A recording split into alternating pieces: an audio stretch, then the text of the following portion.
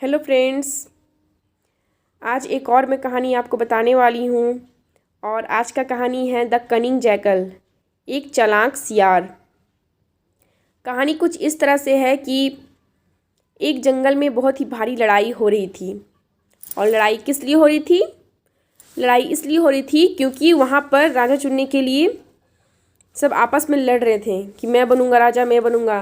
क्योंकि उस जो जंगल के थे राजा, शेर राजा जो थे, वो पूरी तरह से बूढ़े हो चुके थे और वह मरने ही वाले थे। इसलिए वहाँ के जो थे, उस जंगल के जवान जो थे, जानवर लोग, वो राजा का सिंहासन में कब्जा करने के लिए सभी लोग आपस में बहुत ही ज़्यादा भारी लड़ाई कर रहे थे, फाइटिंग कर रहे थे आपस में। तो इसी बीच में एक जो सियार था वो बहुत ही भूखा था, बहुत ही ज़्यादा भूखा। वो खाने की तलाश में भटक रहा था। तो उसी पास के गांव में वो जा रहा था, तो उसी गांव में एक कारीगर का घर मिला। और वो कारीगर के घर के पीछे एक बड़ा सा पतीला में पानी रखा हुआ था उसमें, और उसमें नीला रंग मतलब मिला हुआ था, क्योंकि वो कारीगर कुछ काम करता होगा शायद उसमें, कपड़े का निर्माण करता होगा। तो वो क्या हुआ, वो जैकल, वो जो सियार है, वो उस पानी में यह सोचकर डूब गया कि कोई कचरे का पानी होगा उस पतीले में रखा हुआ। तो जब वो गिर गया उस पतीले का पानी में, जिसमें नीला रंग घुला हुआ था उसमें, तो पूरी तरह से वो नीला पड़ गया। तो वह सोचने लगा, वो देखा नहीं था खुद को। जब वो पानी में देखा, जब वो नदी के पानी में देखा खुद को, तो वो सोचने लगा कि क्यों ना मैं इसी रूप में जाऊं जंगल में और सबको मैं डरा दूं, डराने का कोशिश करता हूं। तो वो पता है, वो जब जंगल में गया, जैसे ही वो जंगल में गया, और वही चीज़ हुआ जो वो सोचा था। जो सियार था, जो सोचा था कि मैं जाऊंगा सभी लोग डर जाएंगे पूरी तरह से। तो वो गया जंगल में। उसके बाद वह उसको देख के सभी जानवर सही में डर गए पूरी तरह से। और डरने के बाद इसके दिमाग में एक आइडिया आया, क्यों ना मैं इसका फ़ायदा उठाऊं। सभी लोग दर गए हैं। बोलने लगा, मैं इस जंगल का राजा हूँ, सभी लोग मेरी सेवा करो, मुझे खाने के लिए खाना दो, खाने के लिए खाना चाहिए मुझे प्रतिदिन, और मुझे अच्छे से देखभाल करो, मेरी सेवा करो अच्छे से।